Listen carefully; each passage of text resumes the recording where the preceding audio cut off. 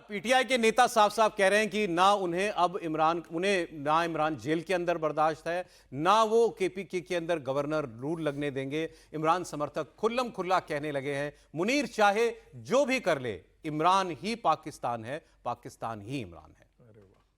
सबके जबान पर नाम फौज का है, इससे कोई शहबाज सरकार का कुछ नहीं है। जो है फौज है, फौज मतलब आसिम मुनीर, टक्कर उसी से है सीधी इमरान खान के सारे समर्थकों की। आप एक लाइन कुछ बोलना चाह रहे थे? मैं एक ही लाइन बोल रहा हूँ। देखिए, जब सत्ता एक परिवार की इर्द गिर्द घूमते रहे किसी भी देश के अंदर, तो वही होता है जो आज पाकिस्तान के अंदर हो रहा है। परिवार का हित, नवाज शरीफ के परिवार के हित उस देश के हित से बड़े हो गए हैं, नहीं तो ऐसी अराजकता नहीं होती। मैं इसीलिए बार बार यहां पर कहता हूं, गांधी नेहरू परिवार का यदि सत्ता के केंद्र में हमेशा बने रहना, वो सत्ता की किसी भी हद तक यही आया। आप इमरान खान में भी नहीं, गांधी परिवार। मैं बार बार नहीं कहता हूं, लोकतंत्र के लिए परिवार की पार्टी, हाँ, ये कोड की जैसी है। जो पाकिस्तान में हो रहा है भारत के अंदर भी हो सकता है, यदि एक परिवार का सत्ता तंत्र पर इसी प्रकार का घूमता। इस पर त्रिपाठी जी का कमेंट में ये बात बिल्कुल ठीक है, क्योंकि ये सब हुआ कहां से शुरू। नवाज शरीफ आरोप लगाते हैं कि मुझे फौज ने हटाया, तो उन्होंने फौज के दूसरे जनरल से मिलकर इसको हटा दिया, अपने भाई को बनवा दिया, बहन को, बेटी को वहां का वो बनवा दिया, पंजाब सूबे का चीफ मिनिस्टर बनवा दिया, बेटी को आगे प्रधानमंत्री बन। लेकिन इस चक्कर में किया क्या उन्होंने?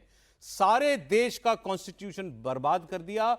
और लोग, पाकिस्तान के जो वरिष्ठ पत्रकार जन हैं, वो ये कहते हैं कि हमारे देश में पहले भी तानाशाह आए, लेकिन जब तानाशाह सीधे आता है, सीधे गद्दी पर बैठता है किसी चुनी हुई सरकार को हटा के, तो हम जानते हैं कि ये कुछ साल बाद हट ही जाएगा, कुछ साल बाद ये खुद ही कमजोर हो जाएगा और चला जाएगा, या इसको जनता हटा देगी। लेकिन अगर आप संविधान में उसके बैठने की जगह बता दें कि ये तेरा ओहदा है और तू यहां है, हमारे साथ है, बराबर का है तू, या हमसे ऊपर है, तो फिर क्या वो इलीगल कोई काम नहीं कर रहा?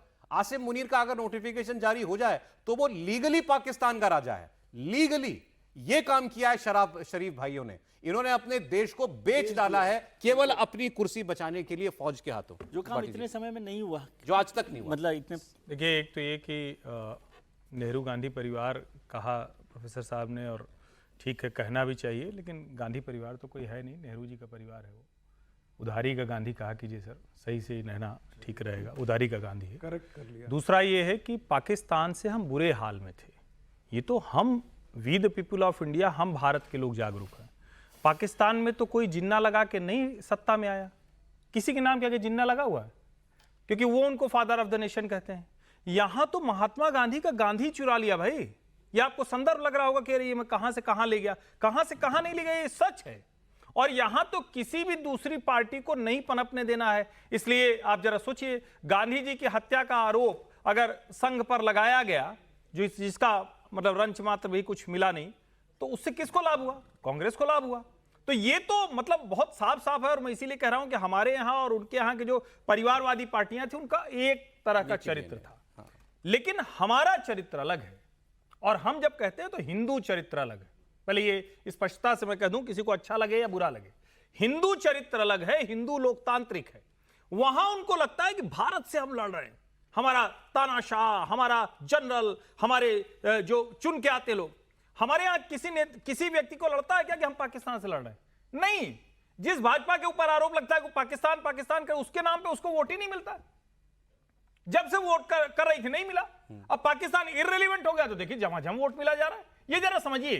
तो हम लोगों ने इस देश को लोकतंत्र बना रखा है, वरना हमारे देश में भी बंटवारे के समय जो परिवार सत्ता में आया, उसने पाकिस्तान बना लेने की पूरी कोशिश की थी। और इंदिरा गांधी थे तो तानाशाही तक कर दी थी, रात में राष्ट्रपति से दस्तखत कराया गया था। ये भी याद रखना। आपने बात कही तो मुझे इनके किसी एक सीनियर आदमी की बात याद आ गई, यूट्यूब पर ही किसी ने कही थी। यही सवाल उनसे हुआ कि इंडिया हमसे आगे क्यों निकल गया? जब आजाद हुए थे तो कई दशकों तक पाकिस्तान हमसे आगे था, इकोनॉमी के मामले में हमसे आगे था, वो पर कैपिटा जीडीपी उसकी बेहतर थी। तो उन्होंने पूछा हम आगे कैसे निकल गए, ये इनके इंस्टीट्यूशंस कैसे बन गए, इनके यहाँ पर कभी रिवोल्ट क्यों नहीं होता, इनके यहाँ पर कभी कू क्यों नहीं होता जो हमारे यहाँ इतनी बार फौज कर चुकी है। तो उन्होंने लगभग यही बात कही कि बुनियादी अंतर है उनके और हमारे मटीरियल के अंदर, एक बहुत बेसिक फर्क है। वो लोग डेमोक्रेसी को जी सकते हैं, आप जी ही नहीं सकते। नहीं, फिर उसमें जोड़िए सौरभ जी, लोग चाहे जो कहें आज हिंदू, वो जोड़िए।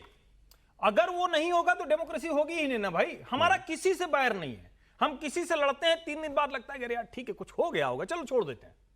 हम पाकिस्तान से इसलिए नहीं चिढ़ते हैं कि वहां मुसलमान है और हम पाकिस्तान से इसलिए चिढ़ते हैं कि रोज वो आतंकवादी भेजता है, रोज उसको लगता है कि नहीं हमारे, तो दोनों का फर्क है। ये विमर्श थोड़ा अलग चला जाएगा, लेकिन बात जो कह रहे हैं हर्षवर्धन जी, वो बात बहुत साफ है और बहुत सटीक भी है।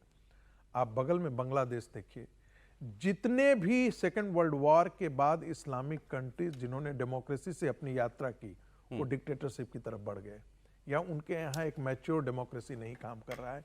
क्यों नहीं काम कर रहा है? कितने इस्लामिक कंट्रीज हैं जहां पर डेमोक्रेसी आज के दिन में फंक्शन कर रही है? आप उंगलियों पर गिन सकते हैं। इसलिए जो हर्षवर्धन जी कह रहे हैं वो बात मैं भी बार बार दोहराता। अब एक बात और आप वहां के एक एनालिस्ट की सुनिए, और मुझे इस बात में दम लगा।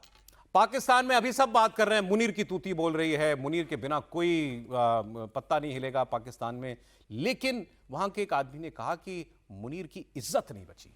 इनके सीनियर जर्नलिस्ट हैं इमरान रियाज, उन्होंने कहा कि इन पॉलिटिशियंस ने आसिम मुनीर के साथ खेल कर दिया, क्योंकि इनको पॉलिटिक्स आती है, उसको केवल गर्दन पर तलवार लटकानी आती है आसिम मुनीर को।